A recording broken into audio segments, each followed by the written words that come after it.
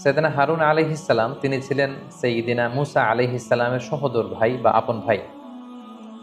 হারুন আলাইহিস সালাম ছিলেন সাইয়েদনা মুসা আলাইহিস সালামের চেয়ে বয়সে ৩ বছরের বড়।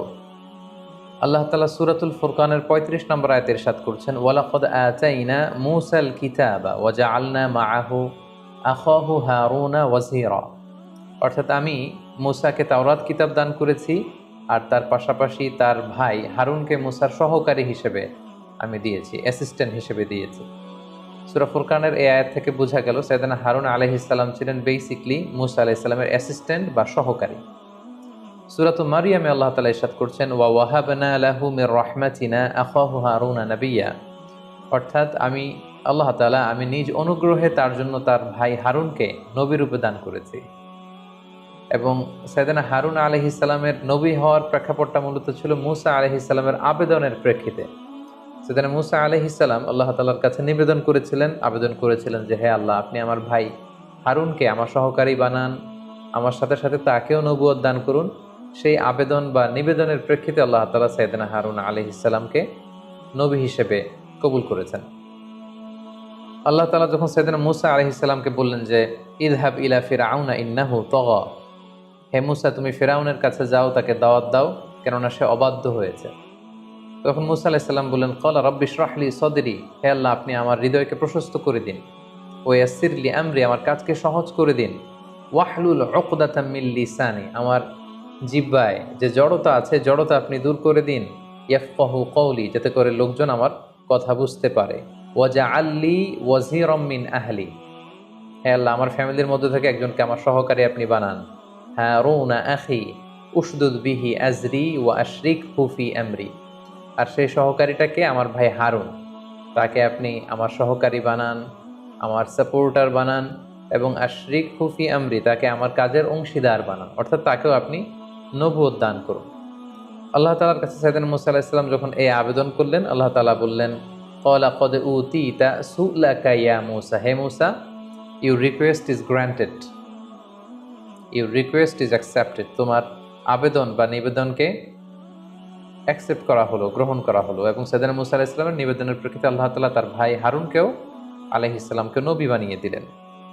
সূরা কসস আল্লাহ তাআলা বলছেন, সাইয়েদনা মূসা আলাইহিস সালাম আবেদন করে বলেছিলেন, ওয়া আখি হারুনু হুয়া আফসাহু মিন্নি লিসানা, অর্থাৎ হে আল্লাহ আমার ভাই হারুন আমার চেয়ে বেশি এলোকোয়েন্ট। হারুন is more fluent and eloquent than me in speech. বক্তব্য দানের ক্ষেত্রে আমার ভাই হারুন আমার চেয়ে বেশি ফ্লুয়েন্ট। কারণ আমরা জানি যে মূসা আলাইহিস সালামের মুখে কিছুটা জড়তা ছিল, আর যিনি দাওয়াতি কাজ করবেন তার মুখে জড়তা থাকলে দাওয়াতের মেসেজকে পৌঁছে দেওয়াটা বেশ কঠিন। এজন্য তিনি বললেন, হুয়া আফসাহু মিন্নি লিসানা, হে আল্লাহ আমার ভাই হারুন আমার চেয়ে বেশি বাগ্মী, বেশি সুস্পষ্ট ভাষায় কথা বলতে পারে। ফাআরসিলহু মাই রিদা আন ইউসাদ্দিকুনি, তাই তাকে আমার সহকারী হিসেবে আপনি পাঠান, সে আমাকে সাপোর্ট করবে। তাহলে আমরা বুঝতে পারলাম যে হারুন আলাইহিস সালাম স্বাভাবিকভাবে তিনি নবী হননি, বরং ওনার ভাই মূসা আলাইহিস সালামের আবেদনের প্রেক্ষিতে আল্লাহ তাআলা মূসা আলাইহিস সালামের সহকারী বা অ্যাসিস্ট্যান্ট হিসেবে অথবা সাপোর্টার হিসেবে তার আপন ভাই হারুন আলাইহিস সালামকে নবুয়ত দান করেছিলেন। সাইয়েদনা মূসা আলাইহিস সালাম যখন তাওরাত কিতাব রিসিভ করবার জন্য তুর পাহাড়ে যাবেন, তখন তিনি ওনার উম্মত বনি ইসরাইলকে দেখভাল করবার জন্য সাইয়েদনা হারুন আলাইহিস সালামকে দায়িত্ব দিয়ে গিয়েছিলেন। وقال موسى لأخيه هارون اخلفني في قومي وأصلح ولا تتبع سبيل المفسدين।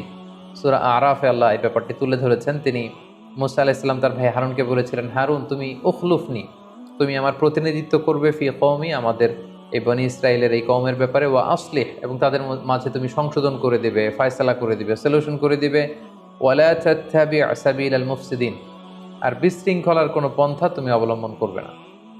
অর্থাৎ আমি চলে যাচ্ছি তাওরাত কিতাব রিসিভের জন্য, সেখানে 30 দিন, পরবর্তীতে আল্লাহ তাআলা আরো 10 দিন বাড়িয়ে 40 দিন ওনাকে ধ্যানমগ্ন থাকতে বলেছেন, ইতিকাফ অবস্থায় থাকতে বলেছেন। এই 40 দিনের জন্য তুমি বনি ইসরাইলের দেখভাল করবে, এই বলে তিনি সাইয়েদনা হারুন আলাইহিস সালামকে দায়িত্ব দিয়ে, বনি ইসরাইলকে দেখাশোনার দায়িত্ব দিয়ে তিনি তুর পাহাড়ে চলে যান তাওরাত কিতাব রিসিভ করবার জন্য।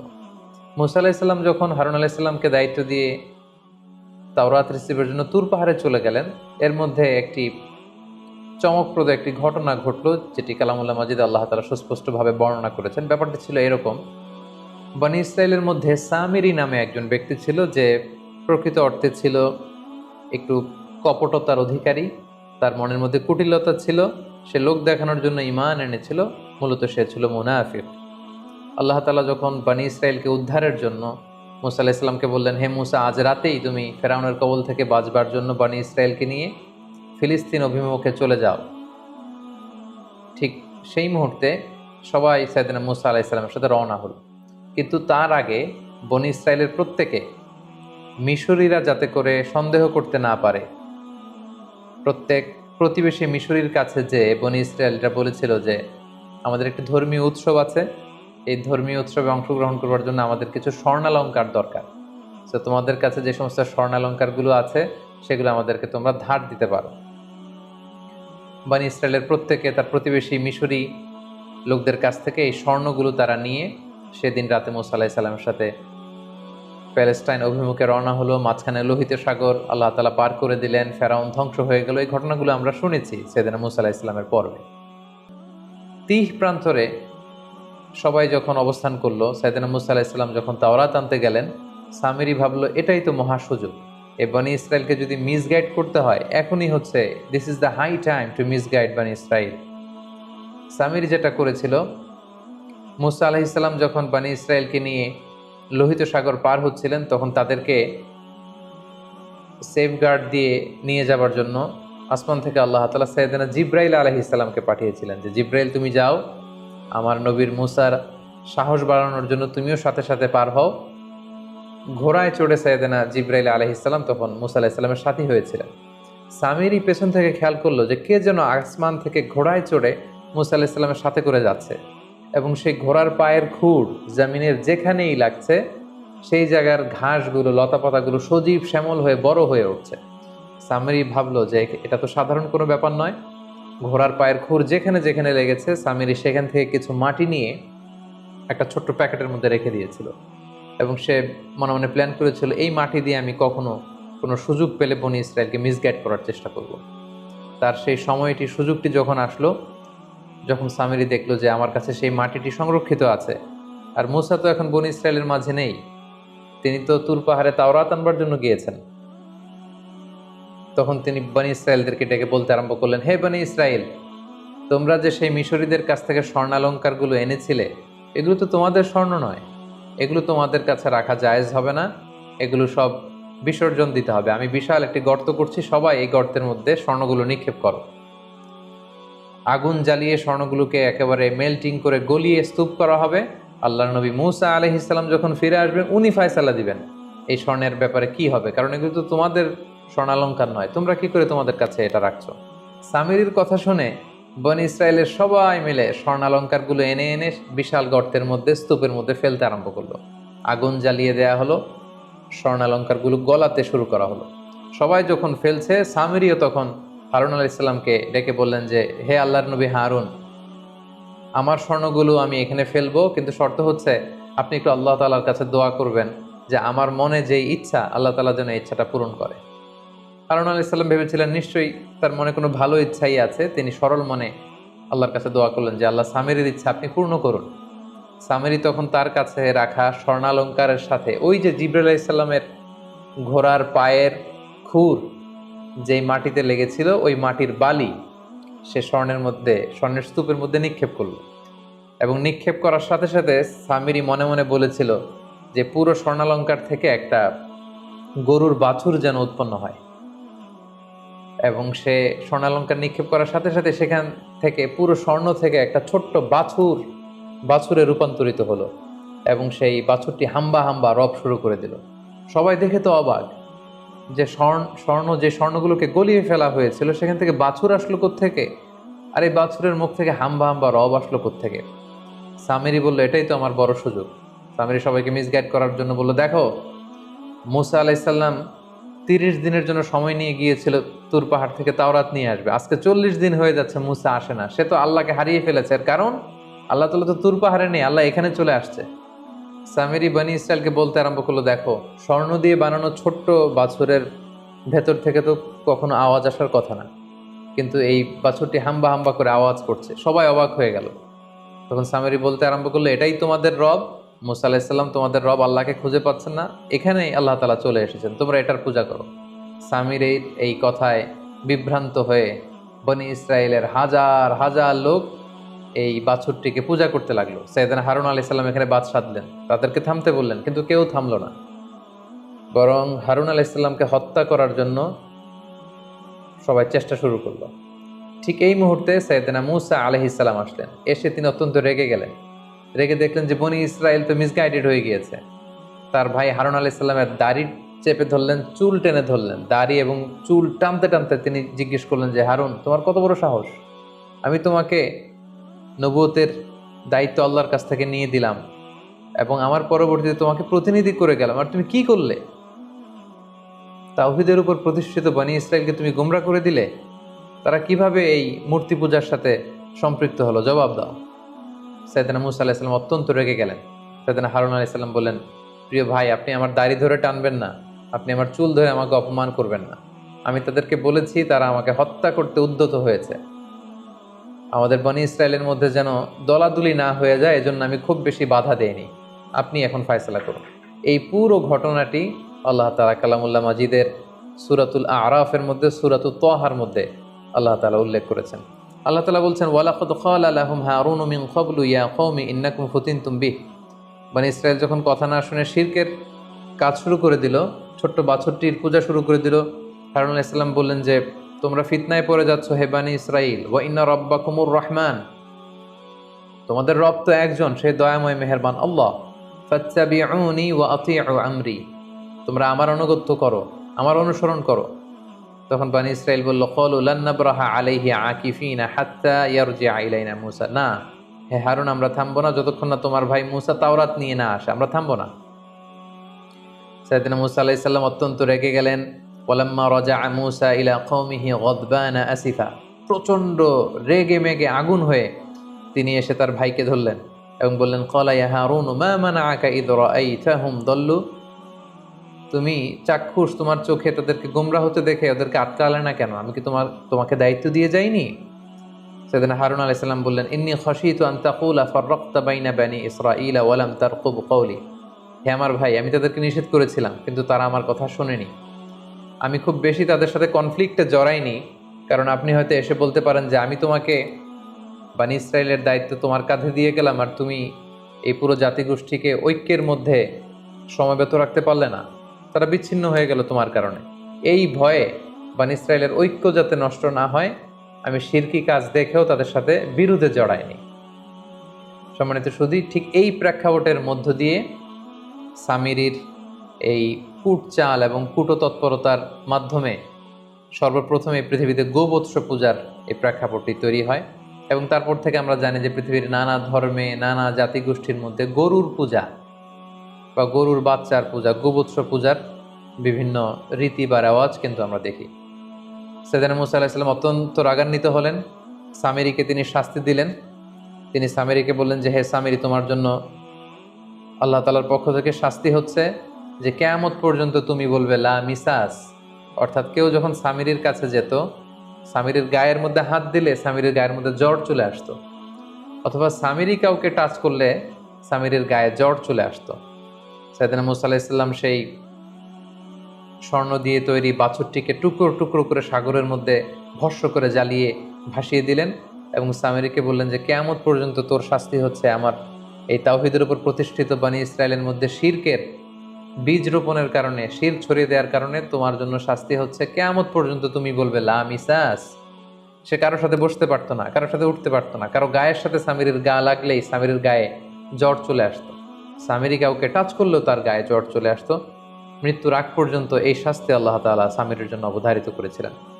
এবং যারা সামিরির সাথে একাত্মতা পোষণ করে বানি ইসরায়েলের মধ্যে শিরকে উস্কে দিয়েছিলেন, তাদেরকে আল্লাহ তাআলা মৃত্যুদণ্ড দিয়েছেন। এবং আল্লাহ তাআলা যারা সামিরির কথায় কান দিয়ে শিরকে লিপ্ত হয়েছিল তাদেরকে মৃত্যুদণ্ডের শাস্তি দিয়েছিলেন। আল্লাহ তাআলা বলেছেন, ফাকতুলু আনফুসাকুম, তোমরা নিজেরা নিজেদেরকে হত্যা করো, এই হত্যার মধ্যে দিয়ে এই পৃথিবীতে তোমাদের প্রায়শ্চিত্ত হবে এবং এই পৃথিবীতে তোমাদের এই শাস্তি দেয়া হলো।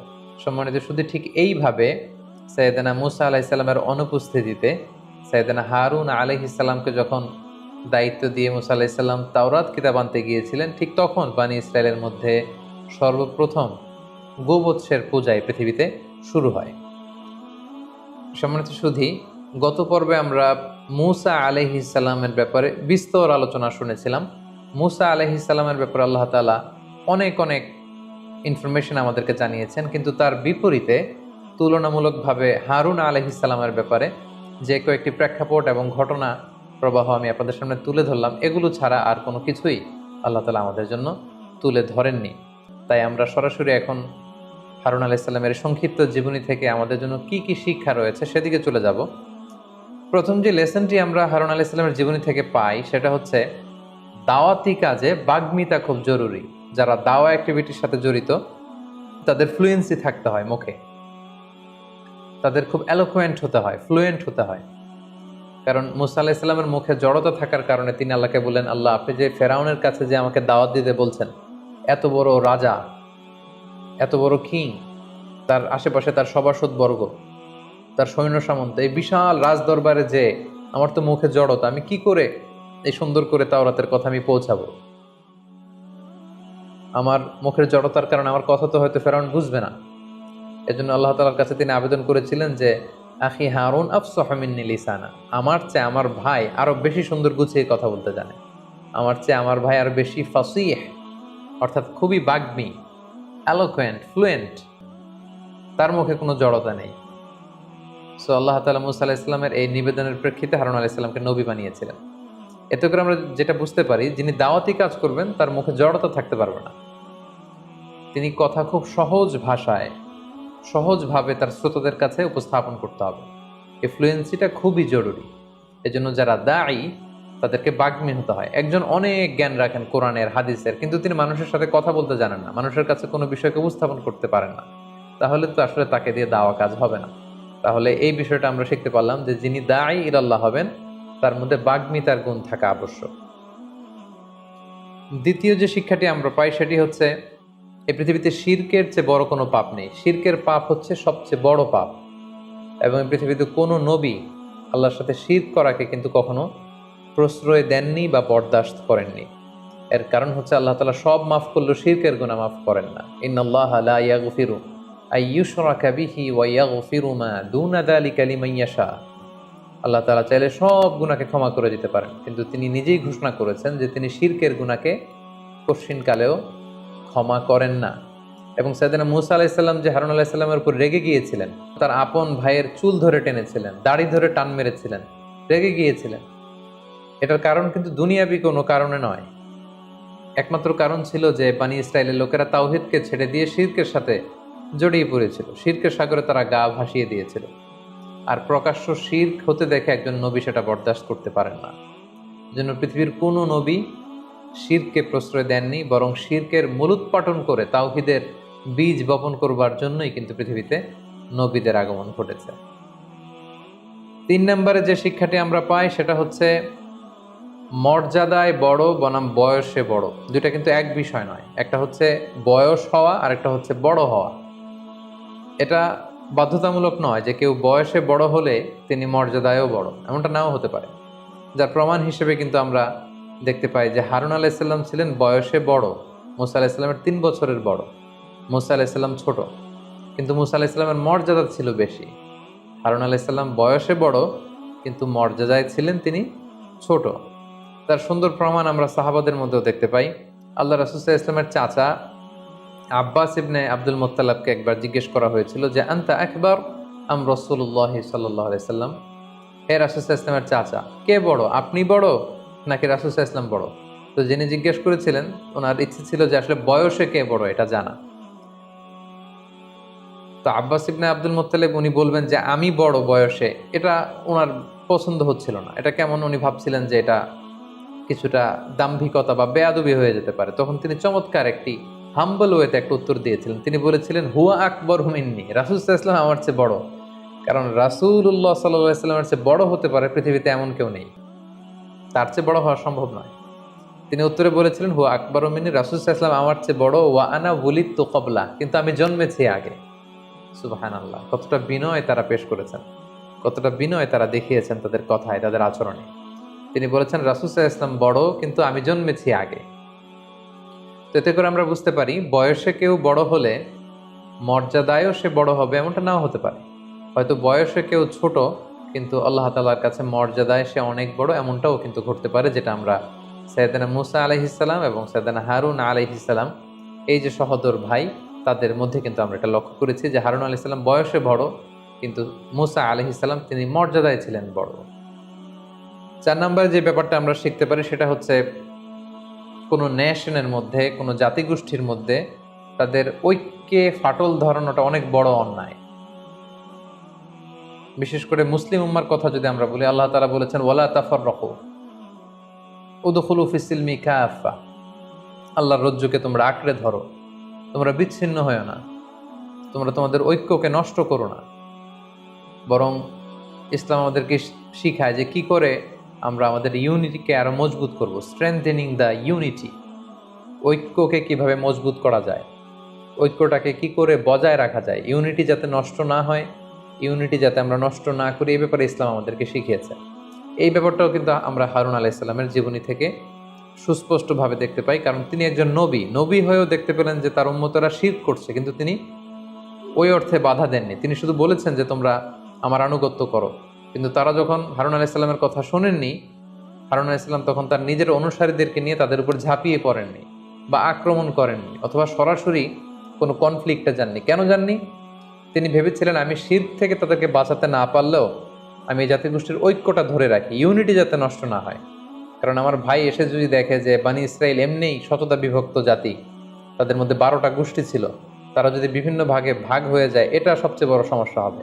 বরং সাময়িক সময়ের জন্য তারা শিরক করলেও ওনার আত্মবিশ্বাস ছিল যে আমার ভাই মুসা যখন ফিরে আসবে, ওনার আগমনে, ওনার অ্যারাইভালে, ওনার ব্যক্তিত্বের কারণে, ওনার আদেশের কারণে সব আবার ঠিক হয়ে যাবে। তাই আমি তাদেরকে শিরক থেকে বাঁচাতে না পারলেও ইউনিটিটা ধরে রাখি। সুবহানাল্লাহ বিহামদি। আর আমরা মুসলিম হয়েও আরেক মুসলিম ভাইকে কাফের ফতোয়া দিই, মুসলিম হয়েও আরেকজনকে ইহুদি নাসারার দালাল বলি। কিন্তু একজন নবী, তিনি শিরক হতে দেখেও কিন্তু ঐক্যকে নষ্ট করেননি। তাই আমরা যেন যে কোনো মূল্যে আমাদের মুসলিম উম্মার ঐক্যটাকে ধরে রাখতে পারি। আল্লাহ তাআলা আমাদের সবাইকে কথাগুলো বুঝা আর আমল করবার তৌফিক দান করুক। হাযা মা ইনদি ওয়াল ইলমু ইনদাল্লাহ আলাইহি তাওয়াক্কালতু ওয়া ইলাইহি উনীব। ওয়াসসালাম।